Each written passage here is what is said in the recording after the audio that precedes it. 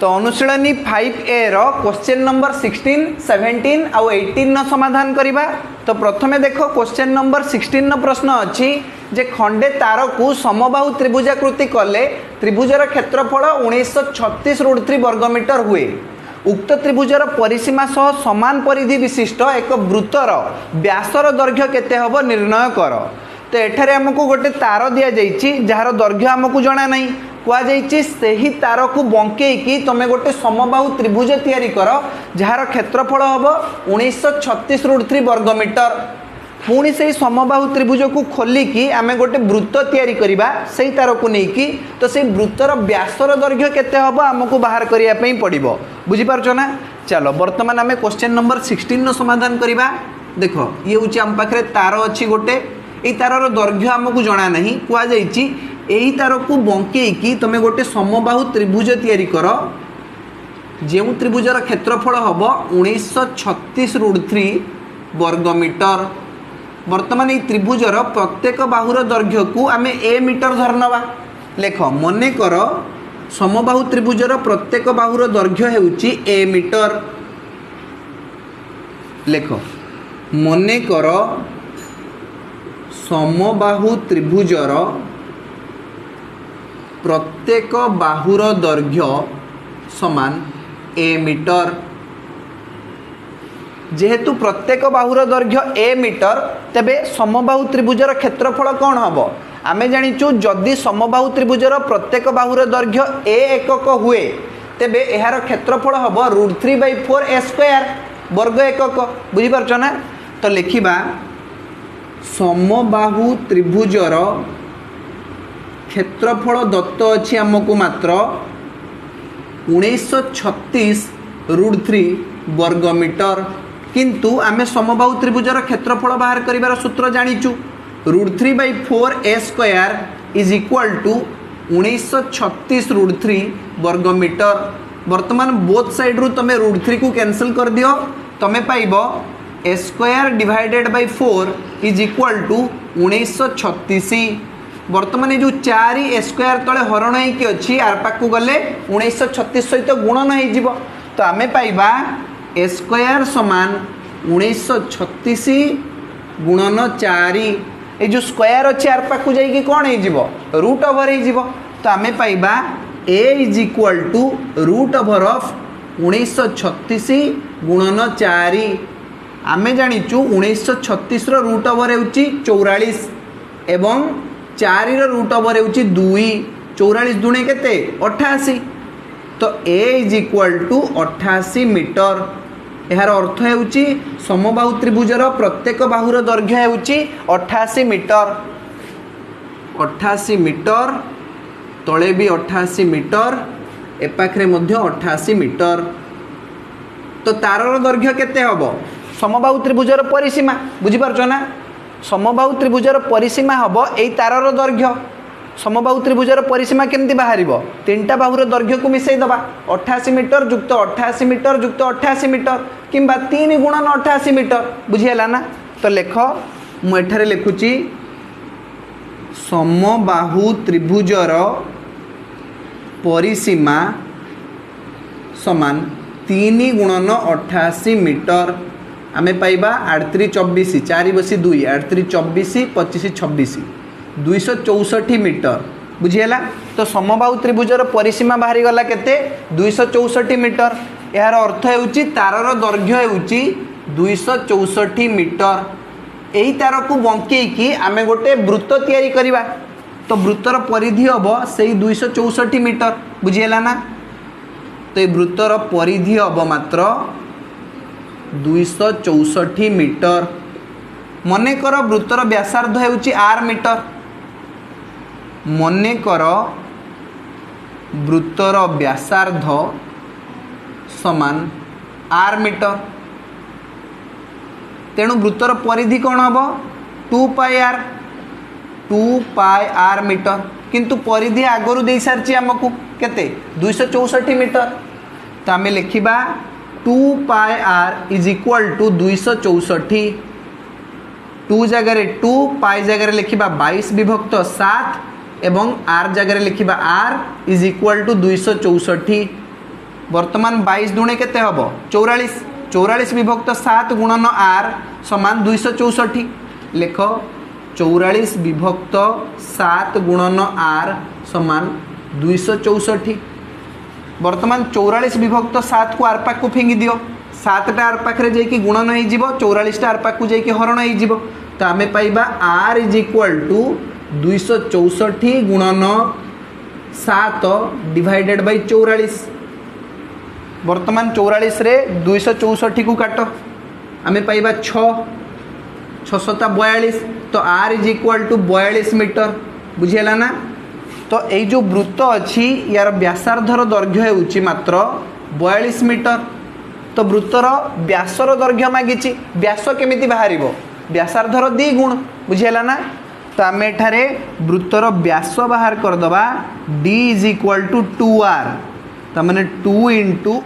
42 metre तो 42 रे 2 गुणले आमे केते पाइबा 84 मीटर यार अर्थ होउची वृत्तर व्यासर दैर्घ्य होउची 84 मीटर बुझियला तो एथि सहित क्वेश्चन नंबर 16 न समाधान सरी जाइची वर्तमान देखिबा क्वेश्चन नंबर 17 देखो क्वेश्चन नंबर 17 न प्रश्न अच्छी जे 20 सेंटीमीटर दीर्घ बाहु विशिष्ट एक वर्गचित्र मध्य एक वृत्त अंतर्लिखित हेले वृत्तर परिधि केते हेबो चलो समाधान करिबा मु लिभे दूची एठारे क्वेश्चन नंबर 16 न समाधान को समस्त भलो भाबरे बुझी हिचो कार किछ असुविधा नहीं बहुत इजी चलो मु लिभे दूची एठारे क्वेश्चन नंबर 16 न समाधान तापर आमे करिबा क्वेश्चन नंबर 17 न समाधान क्वेश्चन नंबर 17 न प्रश्न को आउ थरे टिके भलो भाबरे पढो कौन कह जाइछि ना 20 सेंटीमीटर दीर्घ बाहु विशिष्ट एक वर्गचित्र मध्य एक वृत्त अंतर्लिखित हेले वृत्तर परिधि केते हेबो तो आम एठारे गोटे वर्गचित्र अंकन करिबा जहार कि प्रत्येक बाहुर दैर्घ्य 20 सेंटीमीटर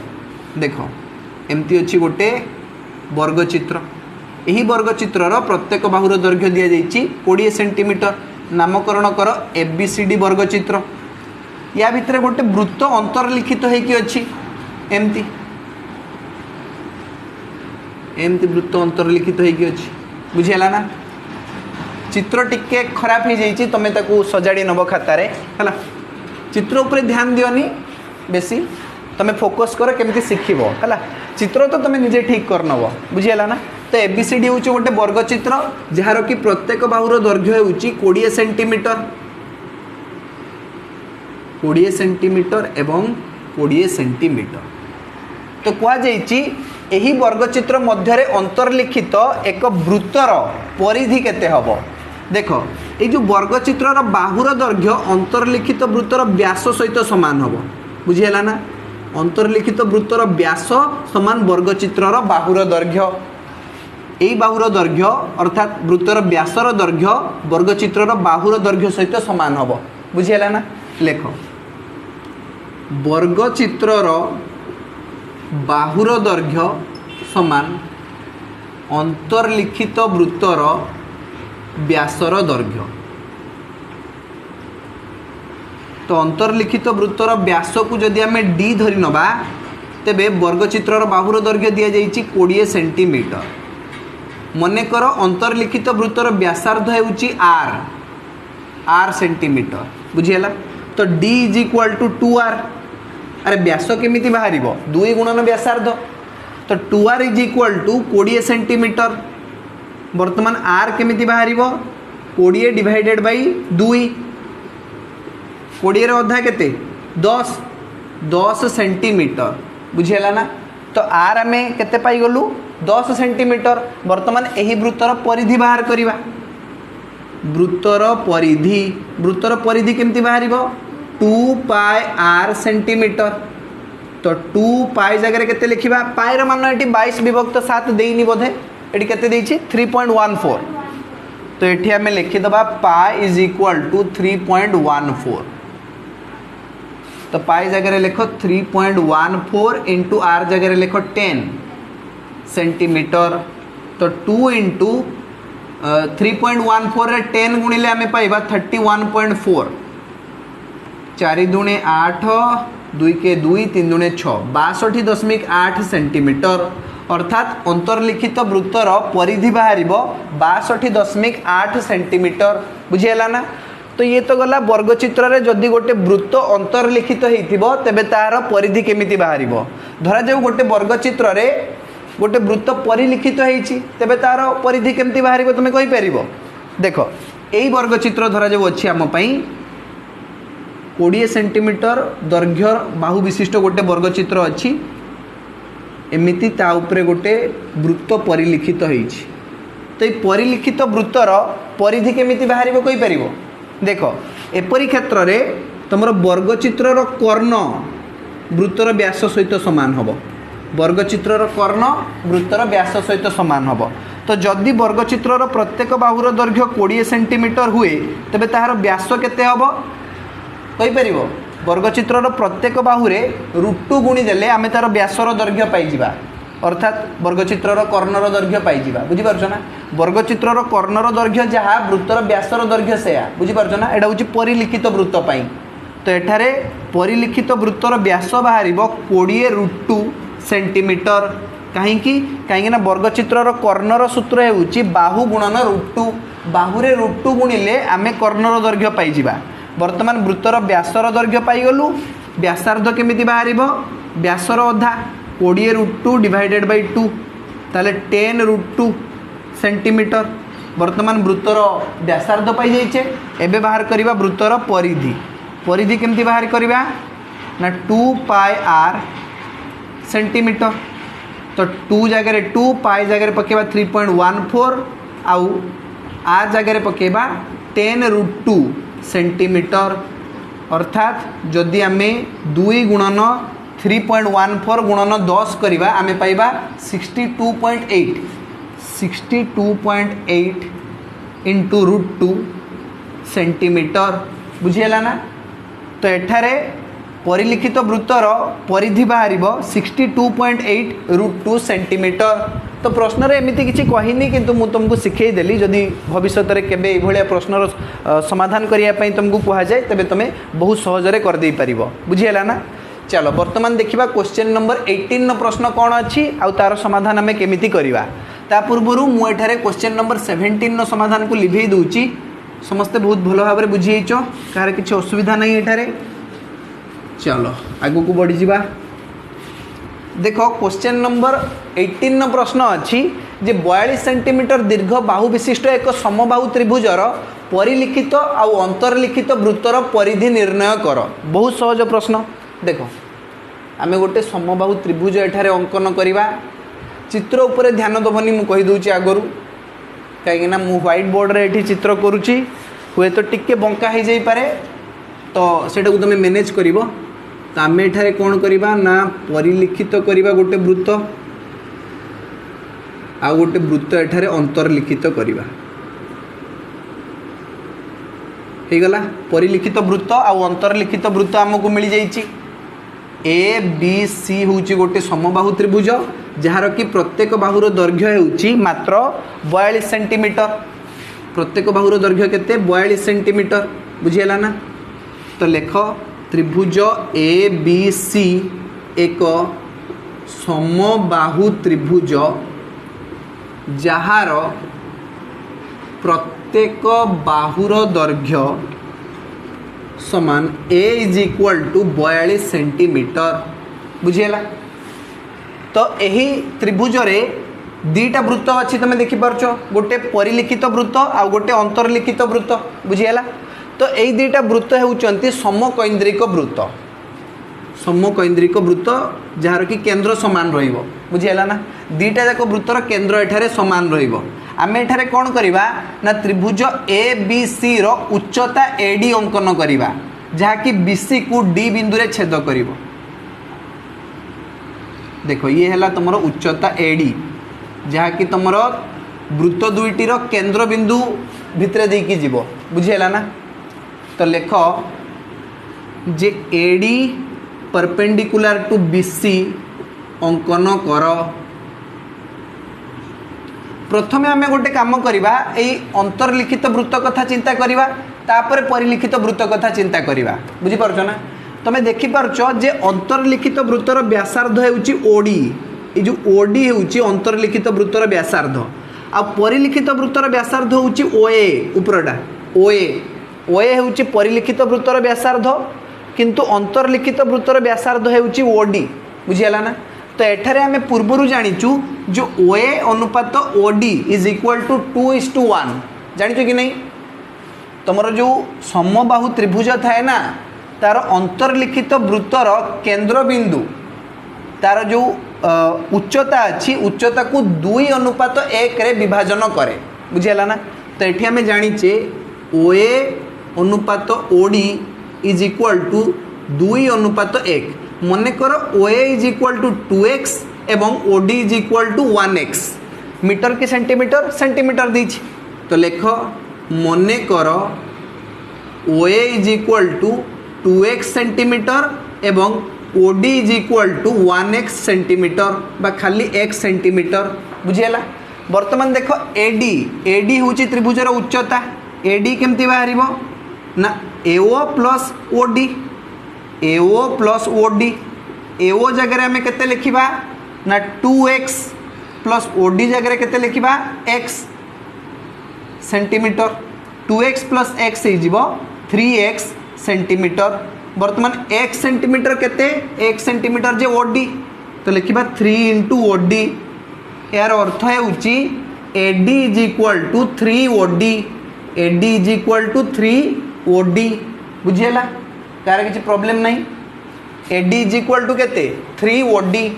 वर्तमान आम कौन करवा ना एडी रो दैर्घ्य बाहर करवा समबाहु त्रिभुजर उच्चता केमिति बाहर AD is equal to √3/2 into बाहुर दैर्घ्य समबाहु त्रिभुजर बाहु अर्थात √3/2 a उच्चता केमिति बाहर समबाहु त्रिभुजर उच्चता केमिति बाहर ना जदि आम तार बाहुर दैर्घ्य √3/2 गुणीदवा बुझेला ना। तो √3/2 इंटू ए जगह के लिखा बाहुर दैर्घ्य के 42 सेंटीमीटर 42 सेंटीमीटर 2 रे काट 21 आसव 21√3 तो 21√3 सेंटीमीटर बुझेला। तो समबाहु त्रिभुजर उच्चता बाहरी गला एठारे 21√3 सेंटीमीटर बुझेला।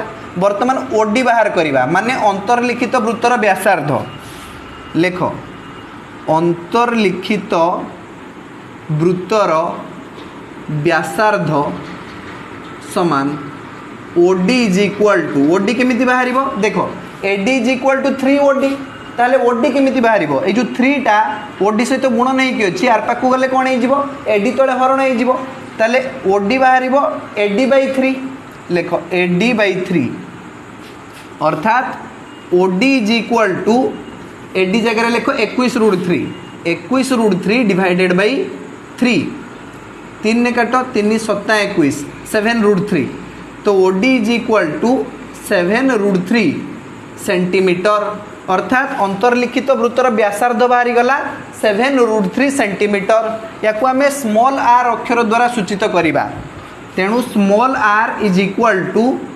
7√3 सेंटीमीटर।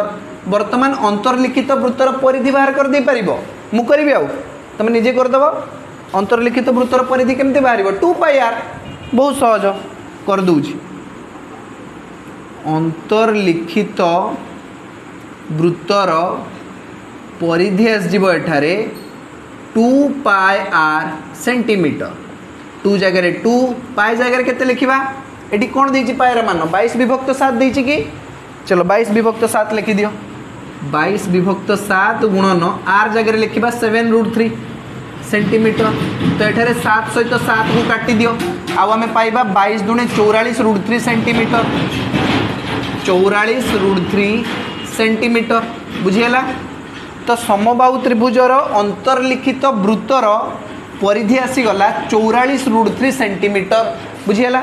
वर्तमान आम गोटे काम करवा परिलिखित वृत्तर परिधि बाहर करवा से परिलिखित वृत्तर व्यासार्ध दरकार माने बड़ आर ओए ओए दरकार ओए केते ना 2x सेंटीमीटर x केते बाहर कर दीचे x हमें बाहर कर दीचे 7√3 अरे ओडीटा x ना ओडी केते थिला x सेंटीमीटर थिला तो x रो मान आमे बाहर कर दीचु एठारे 7√3 सेंटीमीटर बुझीगला ना।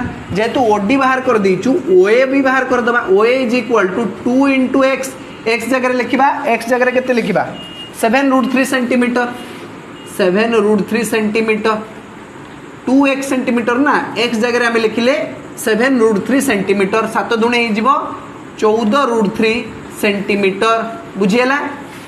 तो एठारे आमे बड़ आर पाइगले बड़ R is equal to 14√3 centimetre अर्थात परिलिखित वृत्तर व्यासार्ध होउची 14√3 सेंटीमीटर। वर्तमान परिलिखित वृत्तर क्षेत्रफल बाहर कर दे परिबो ना कोन बाहर करते कहिछि एठी परिधि बाहर करते कहिछि। तो परिलिखित वृत्तर परिधि बाहर कर दे परिबो केमिति बाहर करिवो 2 पाई आर 2 पाई बड़ आर बुझियला ना। चलो मु एठारे लिभि दूची परिलिखित वृत्तर परिधि बाहर करिया पई लेख अतएव परिलिखित वृत्तर परिधि समान 2 पाई बड़ आर 2 जगह 2 पाई जगह 22 विभक्त 7 आर जगह लिखा 14√3 सेंटीमीटर 14√3 सेंटीमीटर। वर्तमान 7 रे काटी दियो 14 को 7 दुणे 14 22 चौ 88 2 दुणे 4 22 चौ 88 88√3 सेंटीमीटर। यार अर्थ होउची समबाहु त्रिभुजर परिलिखित वृत्तर परिधि होउची 88√3 सेंटीमीटर बुझीगला। तो एथि सहित क्वेश्चन नंबर 18 समाधान मध्य सरी जाइछि। आजिर क्लास को आम एठी रखिबा। धन्यवाद।